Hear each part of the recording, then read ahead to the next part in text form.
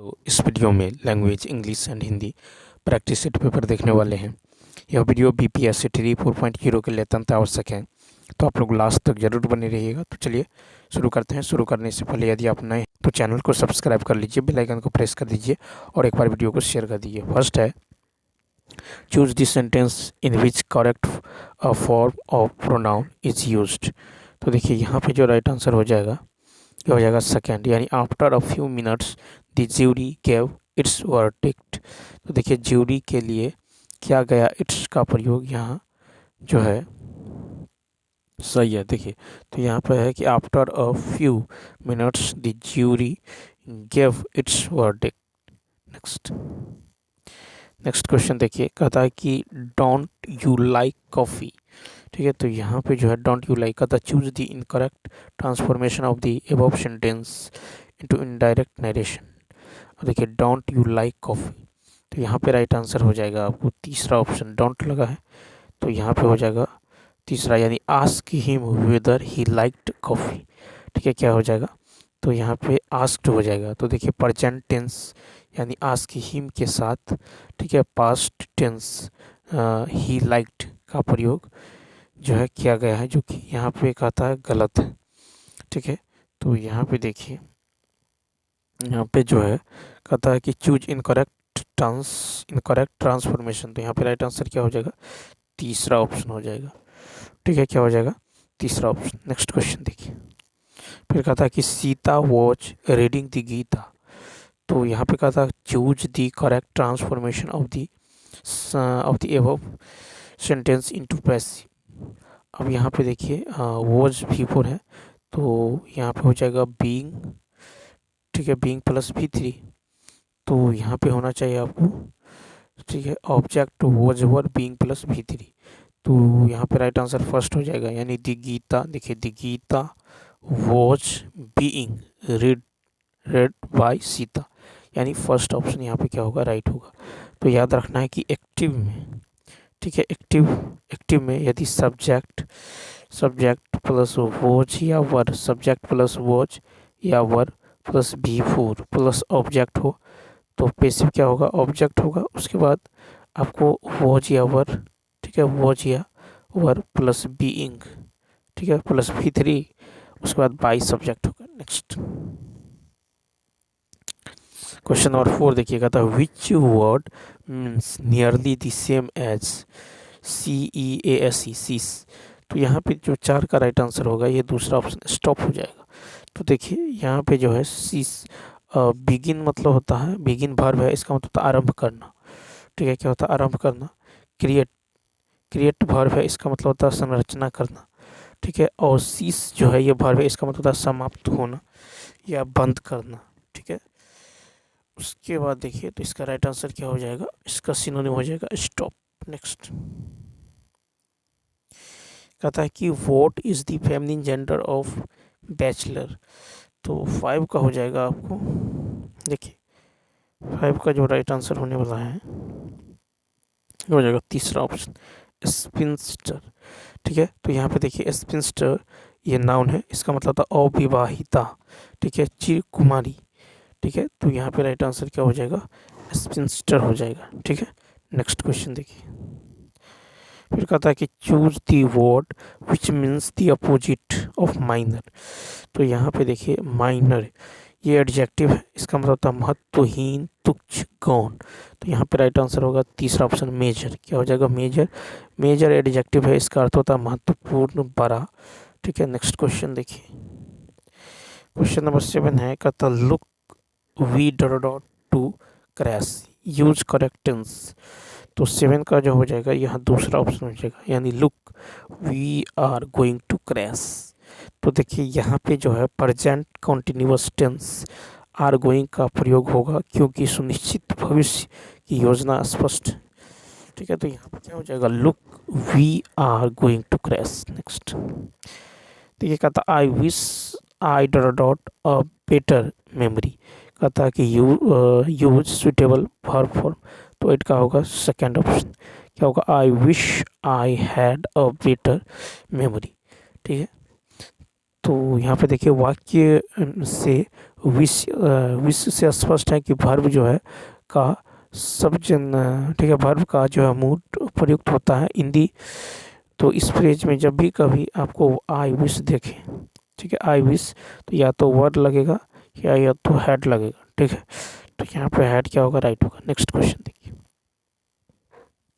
Passage है कि chlorophyll या पर्ण हरित एक प्रोटीन युक्त जटिल रासायनिक यौगिक है। पत्तों का हरा रंग वर्णक के कारण होता है। इसे जो फोटोसिंथेटिक पिगमेंट भी कहा जाता है क्योंकि ये प्रकाश संश्लेषण का मुख्य वर्णक है। क्लोरोफिल शब्द की उत्पत्ति ग्रीक शब्द से हुई है।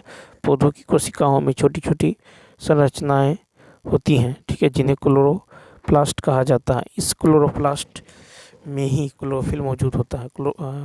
कथा क्लोरोफिल कार्बन, ऑक्सीजन, नाइट्रोजन और मैग्नीशियम से मिलकर बना होता है और कथा सभी जो स्वपोषी हरे पौधों में पाया जाता है। हरी पत्तियां प्रकाश संश्लेषण में महत्वपूर्ण भूमिका निभाती हैं। फिर है कि सजीव कोशिकाओं द्वारा प्रकाशीय ऊर्जा को रासायनिक ऊर्जा में परिवर्तन जो है करने की क्रिया प्रकाश संश्लेषण या फोटोसिंथेसिस कहलाती है। क्लोरोफिलाइड सूक्ष्म क्रिस्टलीय पदार्थ है, ठीक है। जबकि क्लोरोफिल अक्रिस्टलीय होता है। अम्लों के उपचार से मैग्नीशियम निकल जाता है और अब जो उत्पाद प्राप्त होता है उससे पोरीफिरीन कहते हैं, ठीक है। पोरीफिरीन में अम्ल और क्षार दोनों के गुण होते हैं। अब देखिए यहाँ पर क्वेश्चन देखिए, कहता है कि पौधों की छोटी छोटी संरचना को क्या कहा जाता है। तो ए ऑप्शन क्लोरोप्लास्ट। पौधों की छोटी छोटी संरचना को ठीक है, क्लोरोप्लास्ट कहा जाता है जिससे प्रकाश संश्लेषण की क्रिया होती है। नेक्स्ट, फिर कहता है पत्तों का हरा रंग किस कारण से होता है। 10 का हो जाएगा तीसरा ऑप्शन क्लोरोफिल। तो देखिए पत्तों का हरा रंग क्लोरोफिल के कारण। नेक्स्ट है कि पोरीफिरीन में कौन कौन से गुण होते हैं। तो 11 का होगा सेकेंड, यानी अम्ल और क्षार। फिर कहता है कि यहाँ पे देखिए इनमें से किताब शब्द क्या है। तो 12 का हो जाएगा दूसरा ऑप्शन, यानी विदेशज। किताब शब्द जो है अरबी भाषा से लिया गया है, ठीक है। तो यहाँ पे किताब जो है विदेशज है। तत्सम यदि देखें तो अग्नि, क्षेत्र, सूर्य, ये सब क्या है, तत्सम है। तद्भव है आग, खेत, सूरज, ठीक है। और देशज है थैला, पगड़ी, गाड़ी। विदेशज होगा अरबी, फारसी, पुर्तगाली, अंग्रेजी, जापानी, डच भाषा के शब्द। नेक्स्ट 13 है, यहाँ पे कहता परोपकारी का स्त्रीलिंग। तो 13 का होगा 3 ऑप्शन, यानी परोपकारिणी। परोपकारी का होगा परोपकारिणी, ठीक है। परोपकारी का स्त्रीलिंग रूप क्या होगा, परोपकारिणी। नेक्स्ट, फिर देखिए कहता अशुद्ध वर्तनी का चयन कीजिए। 14 का फर्स्ट ऐक्यता, ठीक है। ऐक्यता शब्द जो है यहाँ पे ये जो हो जाएगा, ठीक है। तो यहाँ पे कहता है कि दिए गए अशुद्ध वर्तनी का चयन कीजिए। तो यहाँ पे फर्स्ट हो जाएगा, क्या हो जाएगा, तो फर्स्ट होने वाला है, ठीक है। यहाँ पे एकता होगा, ठीक है, इस तरह से होगा एकता। नेक्स्ट, फिर देखिए कहता है कि सही भाववाचक का उदाहरण कौन सा है। 15 का 3, धूप में चला नहीं जाता, ठीक है। नेक्स्ट, फिर देखिए कहता है कि वाक्य में से संयुक्त वाक्य ज्ञात कीजिए। संयुक्त वाक्य यदि देखें तो फर्स्ट हो जाएगा, यानी छुट्टियां हुई फिर भी हम हांगकांग नहीं गए। संयुक्त वाक्य में दो या दो से अधिक स्वतंत्र, साधारण या प्रधान उपवाक्य होते हैं। छुट्टियां हुई फिर भी हम हांगकांग नहीं गए। कहता अरे तुम आ गए, इसमें अरे के बाद कौन सा चिन्ह का प्रयोग किया गया है। तो यहाँ पे विस्मयादि बोधक चिन्ह। नेक्स्ट, फिर कहता है कौन सा शब्द घर का पर्यायवाची नहीं है। तो 18 का होगा तीसरा ऑप्शन प्रवास। तो घर का पर्यायवाची शब्द है निलय, निवास, गृह, निकेतन। नेक्स्ट,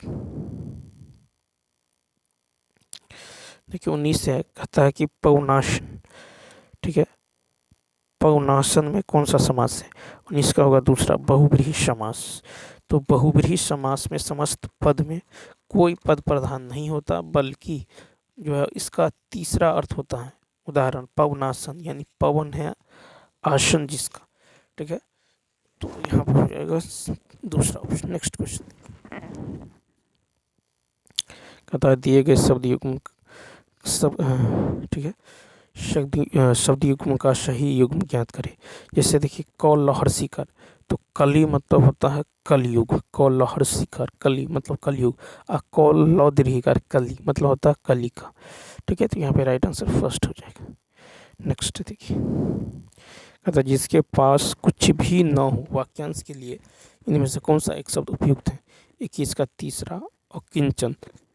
जिसके पास कुछ भी न हो उसको कहते हैं अकिंचन। जिसको प्राप्त न किया जा सके उसे बोलते हैं अलभ्य। ठीक है, नेक्स्ट अलभ्य। कहता है कि कौन सा शब्द कानन का पर्यायवाची है। 22 का होगा तीसरा वन। तो देखिए कानन का पर्यायवाची शब्द है वन, जंगल, विटप। मधुकर का पर्यायवाची शब्द है भौरा, भ्रमर। पुष्प का पर्यायवाची शब्द है कुसुम, फूल। लता का पर्यायवाची शब्द है लतिका, बेली, बल्ली। नेक्स्ट देखिए यहाँ पे कहता है कि नाच नचाना। ठीक है, नाच नचाना, इसका जो है नाच नचाना, तो मुहावरा का जो अर्थ होगा ये फर्स्ट होगा, यानी मनचाही करवाना। ठीक है, मनचाही करवाना। ठीक है, नेक्स्ट कहता है एक तो करेला दूजा नीम चढ़ा। ठीक है, इस लोकगीत का सही अर्थ है आपको एक बुराई पर दूसरी बुराई। ठीक है, एक बुराई पर दूसरी बुराई। नेक्स्ट क्वेश्चन नंबर देखिए 25 है कि निम्नलिखित में से कौन सा उत्कर्ष का विलोम है। तो 25 का हो जाएगा फर्स्ट अपकर्ष। उत्कर्ष का विलोम है अपकर्ष। अंत का विलोम है आरंभ। अधः का विलोम है पतन। देखिए कहता राम संज्ञा का कौन सा प्रकार है।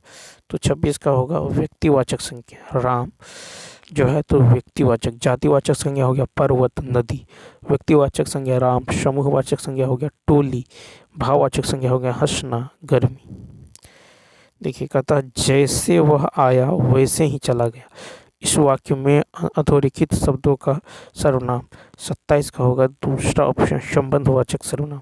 ठीक है, तो यहाँ पे जो हो जाएगा ये हो जाएगा संबंधवाचक सर्वनाम। ठीक है, संबंधवाचक सर्वनाम। ठीक है, संबंधवाचक सर्वनाम।